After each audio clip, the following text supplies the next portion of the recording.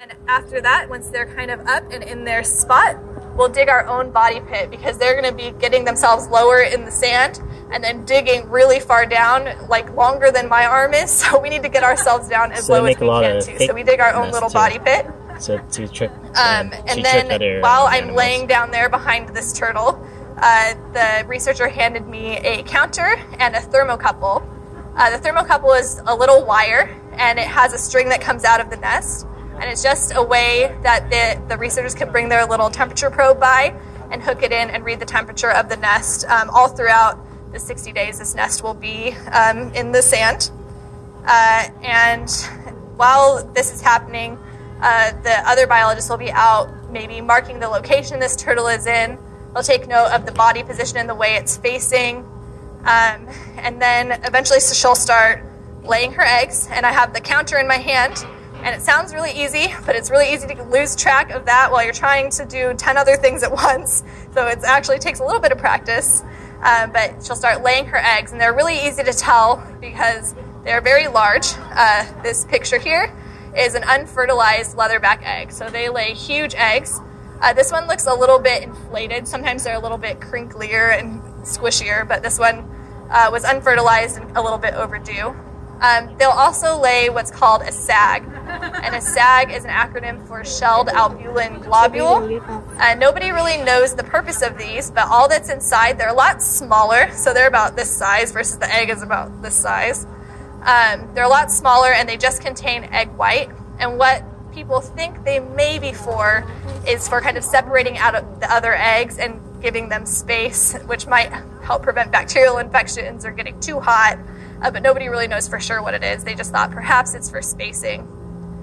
They'll also scan for a pit tag while this is going on. So a pit tag is kind of like a pet's microchip, and that's how they identify who these sea turtles are, and they can keep track of the same turtles coming up or if it's a new sea turtle. I forgot to mention, when she's laying her eggs, the turtles will have a handedness to them. So what they're going to do is when they start laying, they're very shy, and they'll take one of their flippers and kind of cover it a little bit. And they will always use, they're either right flippered or left flippered. They'll always use the same flipper. So when we're trying to count, we have to gently grab their flipper and move it out of the side so you can see the eggs and count everything. And the first turtle that I got to see on that first night was actually missing one of her back flippers, unfortunately, but she got around just fine without it. But of course, the flipper she did have was the, I'm getting excited. The flipper she did have was the one that she was using to cover, so I still had to hold her flipper to the side. Once she laid about 20 eggs, I would start putting the thermocouple in. They wanted it to be right in the center of the nest. And once the turtle can tell that there's something in there that's not supposed to be in there, she starts trying to rip it out of there. So when she's laying her eggs, she's not really paying attention, but when it gets to be later, she's going to start trying to rip it out. So I had to really pay attention to this thermocouple. There was a pink ribbon tied to the end of the wire, and the researcher would take it and run it up into that higher up vegetation and like tie it to a piece of driftwood, because we know the camouflage is going to happen at some point, and she's going to fling sand everywhere, and we could easily lose where our nest is. So they would tie it to this piece of driftwood, mark where it was on those markers on the beach, so hopefully we could find the nest after the crazy camouflage episode happened. The biologists would also talk to the tours that came by. We often had tourists coming through, and they can have up to 15 people, so it's a lot of people wanting to see these turtles, and the Leatherback Trust was good about educating people about the sea turtles and all of the issues they face, so that was a really good education moment. At the very end, we would start collecting the epibionts, which are those barnacles living on their shells. And we had to be really careful when we're doing all of this measuring and epibionts, because at any moment she could start flinging sand everywhere and camouflaging. So she's laid her eggs, she starts burying them again, and she feels my thermocouple. She's trying to rip it out, and I have to kind of hold it in. We're running the end of it off into the vegetation. It's kind of crazy. And then we're trying to collect these epibionts, measure her carapace length, and then she starts flinging sand everywhere, and you just got to run away. So they can get really crazy there. So this bottom picture, actually I'll talk about the top one first. So this is up here, one of the Menai volunteers. This is actually from like a week after I left. They got an olive ridley sea turtle that came up during the day. So they let one of the Benai volunteers work her. They were just starting to really cross over getting Benai involved with what we were doing, 15. which is a good way to keep a good relationship 50. with the national park. Okay. And really to get these girls that were mostly from Costa Rica really excited and interested in conserving these turtles too. I forgot to point out that, like I said, this one is an actual egg. A lot of these are the sags, the shelled albulin globules here. And then this picture on the left was taken on our last day there, and we got a day turtle that day. Now I mentioned that we can't have any lights on the beach at night, so we couldn't take any pictures of any of these turtles, even under a red light. But if a turtle came up during the day, which was rare because it's a lot riskier to come up and lay eggs during the day when predators can see you. But if they did come up during the day, we could actually take pictures of our experience, and you guys will get to see the turtle that I got to see on this day. But on this day, I'd been in the hatchery all night long for like 6 or 7 hours, and this turtle stayed up so long that it was dawn, and we got to go over and run over and take video of her. So it was really exciting. It was our very last day, so it was really a fun time. All right, so these are the locations of all except that last turtle, because they made this before we got that last day turtle. This is where all of the turtles came up. So you can see that for the most part, they came up on North Beach, which is right here, which is that good section. And then one of them laid them really down here far on South Beach, where there's not a lot of space. So, like I said, we were Earthwatch 9, and we were lucky that we got 6 leatherbacks, because they were telling us we might not see a single leatherback. And I think I saw 3 or 4 of these leatherbacks because I really liked doing night patrol. So I felt really lucky to see these really cool animals. And then here's just some data on those sea turtles that we did get to see. So number 1 was the first one of the trip that I got to work. This was her 9th nest of the season. She laid approximately 79 eggs. I hopefully counted that right. It got a little crazy. And it is confusing with the sags, even though they're a lot smaller. Sometimes they're laying a bunch at once. So I think it was 79, but I could have been a little bit wrong. I hope I wasn't. This one was missing her back left flipper, and her carapace length, which is not from her head to the back of her fins, but just her shell, was 155 centimeters, which is approximately 5 feet. So she was a big girl. It was really exciting to see her. The second leatherback that came up, it was her 5th nest of the season. And again, we're identifying these turtles on their pit tags, or microchips in their shell. If we got a new sea turtle, we would insert a new pit tag, and you just do it like a little injection, and it'll stay with them forever, so we can ID them. So yeah, this girl, it was her 5th nest of the season. Unfortunately, even though we have this whole walking schedule that's supposed to make sure we don't miss turtles, this girl must have been really fast because we missed her nesting. So they didn't count her eggs, but they did catch her before she went out into the water. And so they did get to scan her. And what was also cool about that first turtle was we first saw her when she just came out of the ocean. We came up right at the right time. So I got to see every step in this process and see her go back out into the water, the whole thing. It was really neat. The third sea turtle that came up, it was her 3rd nest of the season. This one, she had a little bit of a damaged front flipper and a damaged back flipper. And unfortunately, when she was digging, she kept collapsing her egg chamber. And the egg chamber needs to be a very perfect kind of light bulb shape for all the eggs to sit in there perfectly and not get crushed. And something was wrong, and she kept collapsing her egg chamber, so they kept going back and checking on her, but they couldn't stay with her the whole time because we would risk missing other turtles. And she was up there for 3+ hours trying to dig new egg chambers. And we ended up ending our shift, and the morning walk went back out, and I was actually on that next walk, and we missed her nesting, or maybe she didn't nest. We saw her going back out into the ocean. The 4th sea turtle that we saw, we also missed her nesting, so our walking pattern was not working that great while we were there. So we didn't count her eggs, but this turtle was notorious. She was known as Black Beauty because she was a really beautiful dark color. She didn't have a lot of barnacles, and I guess she was a really beautiful turtle. I didn't get to see that one in particular, but I heard she was very pretty. The 5th sea turtle that came up laid 87 eggs, and then the 6th sea turtle that came up was that day turtle that I got to see on my last day.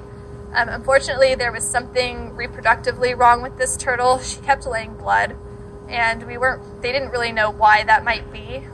So she was contracting for about an hour. She thought she was laying eggs and wasn't. And she was up for 3 hours, which is why she was still up at dawn, and we got to see her. And then she eventually just went back out into the water. So she was our day turtle. And of course, the week after I left, they got like 3 or 4 random day turtles for no reason. So we missed all those guys, but at least we got to see one and take some photos of her.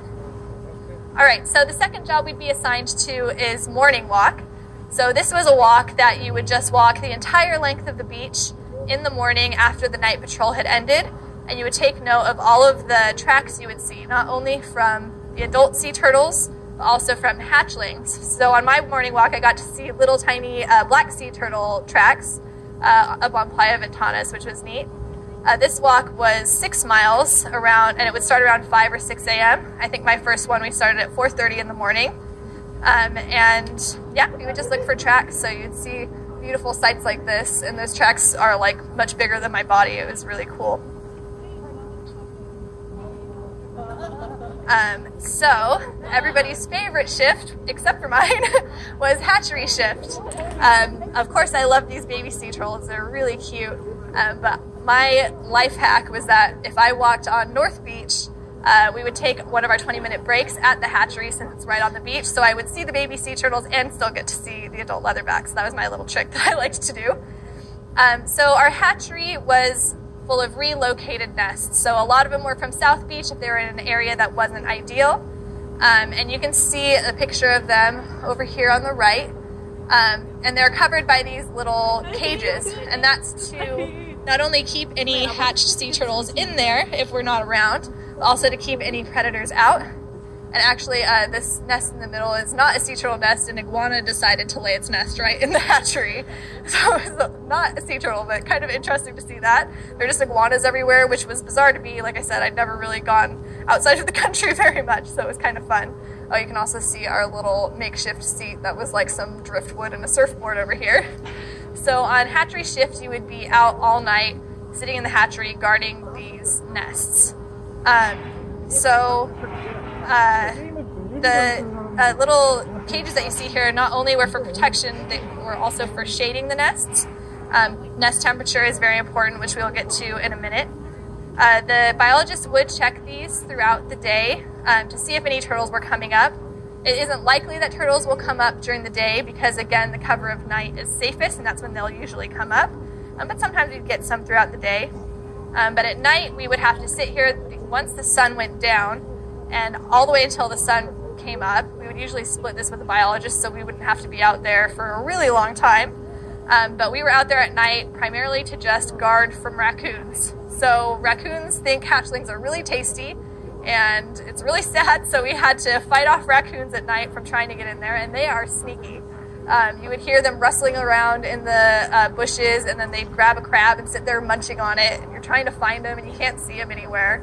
And they just were really brave, so we'd try and like make a lot of noise and scare them off, and a lot of times they didn't care. They would just hang out. So we spent a lot of time chasing raccoons around in the hatchery. But of course, the fun part would be if you would get hatchlings starting to come up, which never happened on any of my hatchery shifts, but like I said, I got to see them when I was doing the night walk and taking breaks in the hatchery.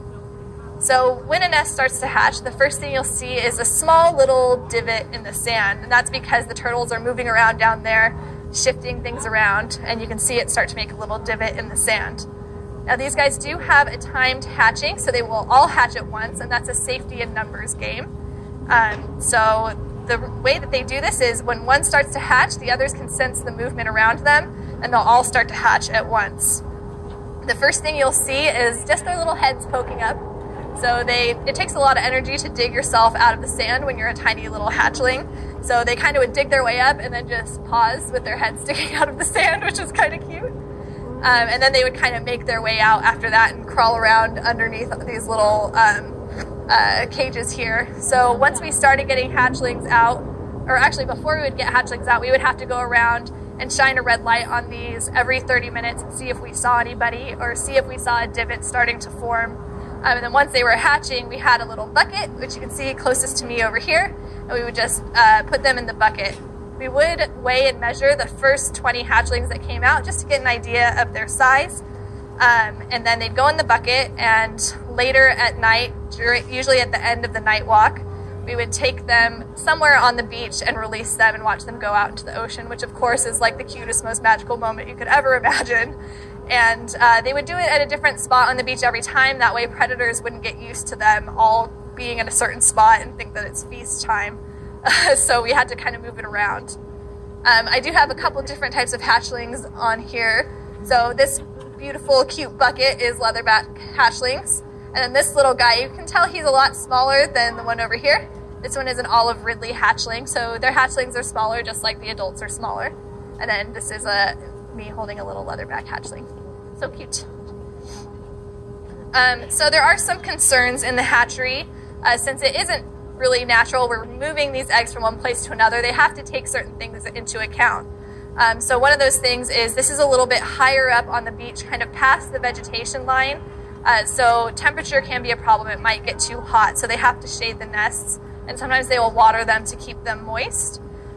Because they did a research project that showed the dry front, which is the dry sand on top of the egg chamber. So when the turtle's digging, it digs down deep and the sand is a little bit wet down there. But at the very top, the sand is going to be dry, and the depth of that dry sand would determine the success of a nest. So if it's too dry, the nest might not do very well.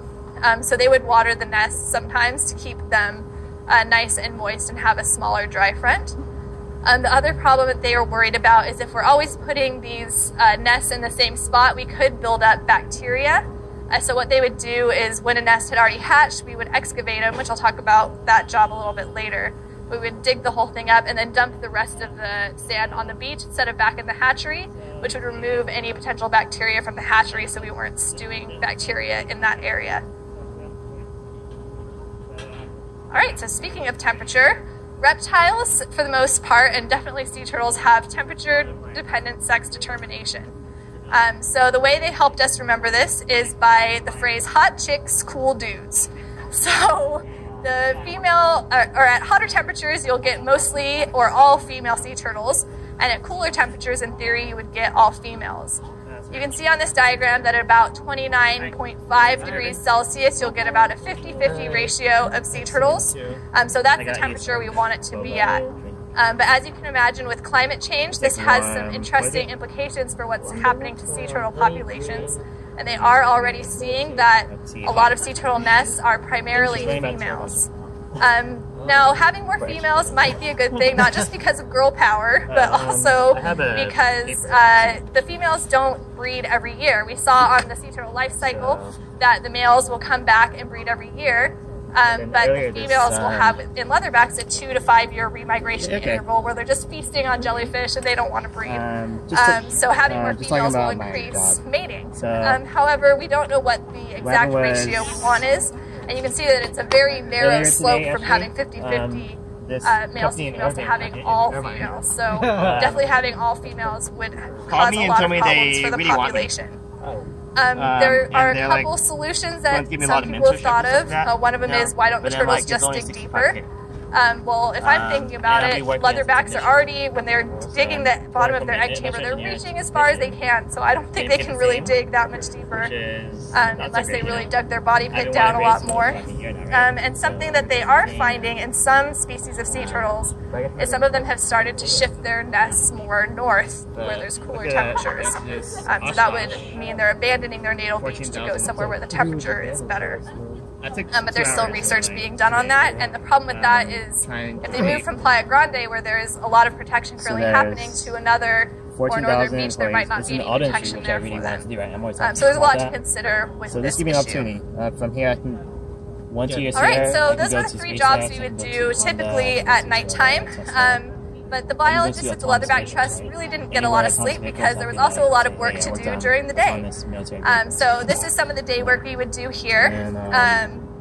We would, with hatched nests or overdue nests, we would excavate them. So once your nest has hatched either in the hatchery or on the beach, we would wait 2 days and then dig everything up and see what's going on down there. We would also do this for any overdue nests to see if maybe there's something wrong, they're not hatching, or find out why perhaps that nest maybe is overdue, or maybe almost Going everything here? died, In unfortunately. Wisconsin. And we would check for overdue nests so that's at for 70 6 days. months, So that if you 1 to remember, 2 they're year supposed to contract. hatch at 60. In Wisconsin? So when we do an excavation, Well, you can see they have this 31 is the locations. It's in field Wisconsin, manager but, here, you know, who's the maybe grad I student could working down there. have That's them- Jay Black. And you can There's see four just how locations deep these in nests California are on because the she is side, excavating a so- nest and she's got her Oh, okay. entire head down the hole.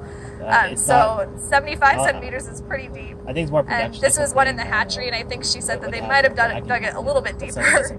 But we would pull all of the eggs also, out, this gave- and we would gives more count options, the you know? amount of Lets me, shattered shells. So those would be also ones kind that of travel in hatched. a way. And for I any just that travel were for the still company because, closed you know, up, we would open them We're up. placed in all U.S. Some but of them also we would open globally, and it would too. just be an unfertilized egg. Egypt's gonna Others buy it would them, unfortunately have England's a gonna buy some deceased eggs. hatchling in it. And if we So found a deceased they're all, hatchling, we you know, would super- rate what super stage big it had dogs. made it to. The first nest that we excavated Two types of was a really sad one Um, because it was So for this none of company, them you know, had I could be hatched working and with, they were like, all a almost customer fully in developed. Egypt, And what they that say, told we us need was more just that sleep. bacteria We got need some in. more So systems. this is Like, a natural I'll process fly that over can there happen on the beach. So it's just something that happens. It's kind of the circle of life a little So bit. this gives me, like, a lot of But they were options. all unfortunately deceased up? because of bacteria. But a sometimes you'll lot get of a little growth, bit of a like, mixture hiring where some were 20, younger and just genetically Oh, weren't it's fit funny. and Oh, wait. didn't make it. Do you know anyone who wants to go? And then sometimes we did get some nests that had a I don't know. 100% hatch rate, which is really cool. Okay, And but- so everything we were opening Those up that went out was just an there unfertilized before. egg. They didn't like it?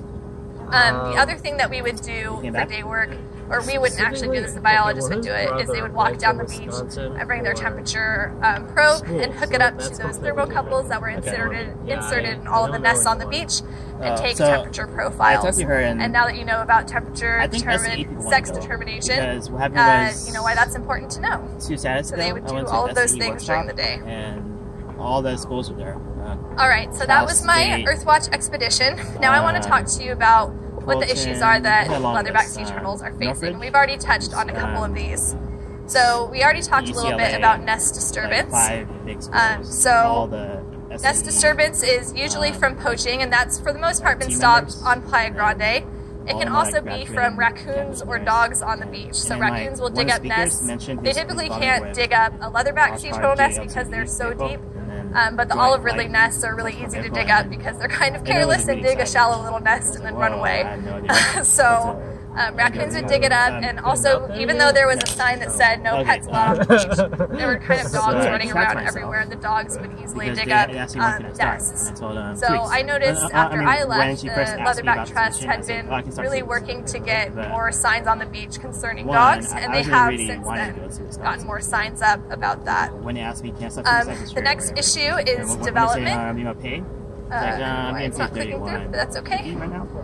So development is important, and we talked about this already too, that the sea turtles won't come up. There's a lot of bright lights, but there is a lot of pressure since this is a popular tourist area. There's still pressure from hotels to build on Playa Grande. So it's kind of an ongoing fight that the national park is putting up to keep development down in that area.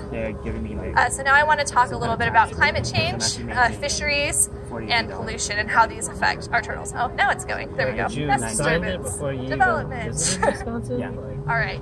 Yeah. Okay, so we're going to start with climate change. Well, I've always and wanted obviously to we all know climate change is a large issue. It's better than But Detroit. the thing that is really striking to me that climate change, even if we eliminate all of the other negative factors affecting sea turtors, everyone I talk to, leatherback they sea turtles they will tell me if I go to extinct Detroit, I'll in get 100 stabbed. years. So we really need to do something about climate change and continue fighting for policy change and public awareness about it. So these graphs here are just showing a few of the data in Costa Rica. So C up top is the rising air temperature in Costa Rica projected. So we're going to get a lot hotter, which will affect those nests. D over on the right is the decrease in precipitation. So we'll get more of these drought events and a larger dry front on the nests, so less nest success. And then on the bottom, we have the decrease of nesting females. Oops, I keep hitting the wrong button. The decrease of nesting females with climate change that is projected. So you can see, of course, a steady decline there. So climate change is the biggest issue affecting sea turtles right now. The next thing which is so good, is fishing. So thousands of turtles are caught as fishing bycatch every single year. And this graph is showing the hot spots of fishing interactions with sea turtles. So where it's the hottest is going to be the brightest colors here. So if we want to do some fishing reform and work on policy, these would be the areas that we want to focus on, because that's where the sea turtles are really interacting with fishing vessels. So that would be a good place to start. And we can see that fishing is a huge problem, even here at the aquarium, as we've seen with all of our rehabilitated sea turtles that we've gotten here. So when I worked with the green sea turtles locally that had issues, they all had fishing hooks stuck in them somewhere, either down their throat or in their shoulder. And usually when we get sea turtles here at the aquarium, that's why. It's because they've had fishing hooks stuck in them. So we can see just over here how important this issue is. One potential solution is turtle exclusion devices, or TEDs. So that's what this picture is over here. And this would be put on a large trawl net if it's fishing shrimp or fish. The trawl nets are the ones that will drag on the ocean floor and pick up everything with it. So that's how you get a lot of sea turtle bycatch. But with these TEDs, you can see it's got a little grate here, and it'll be being pulled along that direction by the boat, and the fish will all get trapped and they can go through that grate, but the sea turtles cannot, and there's a little hole that will let the sea turtles out. Unfortunately, fishermen may be disinclined to use these because they can get clogged up pretty easily in those grates. And the other thing I was reading is that a lot of them aren't large enough to let a leatherback sea turtle out, but it can let the other sea turtles out. So because of all of this fishing, we can drive change in our fisheries by being conscious about sustainable seafood and the seafood that we eat every day. So as a consumer, we can drive a lot of this in our fisheries. So it's really important to know what you're eating and how sustainable it is. All right, so I'm going to show a video now, and we're going to have our department go over and get the YouTube video. But this is going to be a video of a sea turtle with a plastic fork that was stuck up its nose. This video did go viral on Facebook a little bit ago, and the thing that I found interesting was the guy you'll see on this photo is Nathan Robinson. He is the lead researcher with the Leatherback Trust. So I had seen this video and had no idea it was a Leatherback Trust. So this is an olive ridley in Costa Rica that had eaten a plastic fork. Since these guys eat jellyfish primarily, plastic looks just like a jellyfish to them, and they will bite it. When they realize it's something they don't want, they might try to spit it back out, but they can't really regurgitate, so it comes out their nose and gets stuck.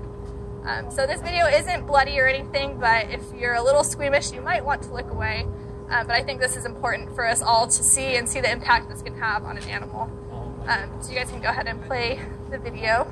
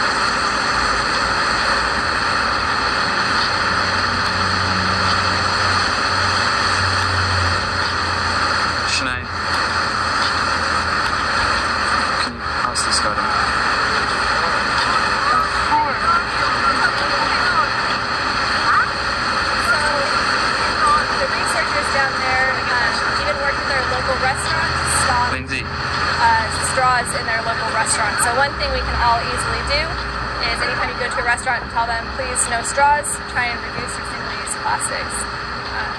So that's something that they did in the restaurant they go to every day. They always use straws, always use plastic forks, but because of the Leatherback Trust, they got them to stop using any of that plastic. So straws are a big thing that can affect these guys.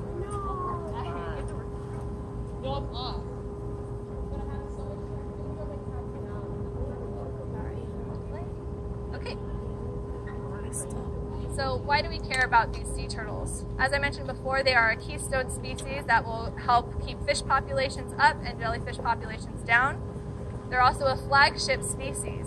This means that they're kind of a canary in a coal mine for the rest of the animals out in the ocean. So these are the furthest migrating, oldest, most ancestral sea turtle, and they're having issues. So what does that mean for all of the other animals out there in the ocean? Sea turtles are also important for a variety of other reasons. If sea turtle eggs and nests die, those nutrients will feed the vegetation in the area. The epibionts are important. Those are animals that are making their home on a sea turtle, and those epibionts can also be food for other animals. Sea turtle hatchlings are, unfortunately, we don't like to hear about this, but they are prey for fish, so they're an important part of the food web. And other animals will associate with sea turtles. They're kind of like an oasis or an island in the ocean that fish can associate with and take a little rest or hide, and birds will actually land on them too and take a rest. So there's a lot of important reasons that we want to keep sea turtles around. So what can we do? Of course, these 4 things: protection, research, education, and advocacy. Protection, the Leatherback Trust and the National Park are working on that, of course. Research, there's a lot of research going on from the Leatherback Trust. Education, so thank you for coming to this lecture. This is a way of educating everybody about leatherback sea turtles and the work that the Leatherback Trust is doing in Costa Rica, educating the locals and getting them involved as well. And then, of course, advocacy. We need to work on political change and changing fishing policies and all of these things to help protect these guys. Oh, sorry. Got some fancy stuff going on. So if you guys are feeling really passionate about this and want to know what you can do right now, I have a few suggestions for you. Here at the Aquarium of the Pacific, we have a citizen science program monitoring our local green sea turtles. I put the link up here, but you can easily go to our website and search for it. But you can go out here in Long Beach and monitor local sea turtles and see what's going on with them. You can, of course, donate to the Aquarium of the Pacific because we do get rehabilitated sea turtles there, and your money can help go towards that. You could go on an Earthwatch expedition and do what I did, or go somewhere else in the world and help research out there. You can also donate to the Leatherback Trust. And as I said, you can reduce your single-use plastics and use sustainable seafood. All right, so the last quick thing I have to show you is a little video I made. It's kind of summarizing my whole trip. We did get to do a few fun things on the trip as well, so you'll see like some zip lining and things going on. That's a good summary of my whole trip. So go ahead and play that.